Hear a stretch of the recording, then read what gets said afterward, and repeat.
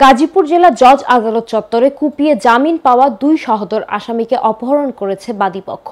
এ সময় একই মামলার ১৩ আসামি সহ অন্তত ১৫ জন আহত হয়েছেন।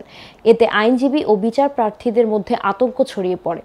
বুধবার সকালে আইনজীবী সমিতির সভাপতি ও সাধারণ সম্পাদকের কার্যালয়ের সামনে এ ঘটনা ঘটে। ওই দুই আসামি হলেন গাজীপুরের শ্রীপুর থানার তেলিহাটি এলাকার আব্দুল মালেকের ছেলে মোহাম্মদ মিলন মিয়া ও বাবুল মিয়া। ঘটনার সত্যতা নিশ্চিত করেছেন গাজীপুর আইনজীবী সমিতির সাধারণ সম্পাদক সিরাজুল ইসলাম এবং জিএমপি সদর মেট্রো থানার ওসি মেহেদী হাসান।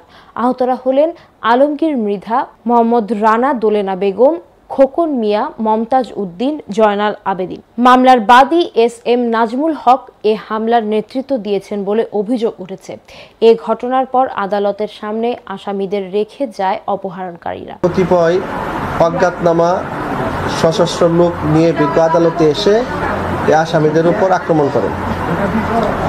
আসামিরা বাঁচার জন্য দোতলা সিঁড়িতে আশ্রয় নেন। এখান থেকে তাদেরকে মারপিট করে দুইজন আসামিকে ছিনিয়ে নিয়ে যান।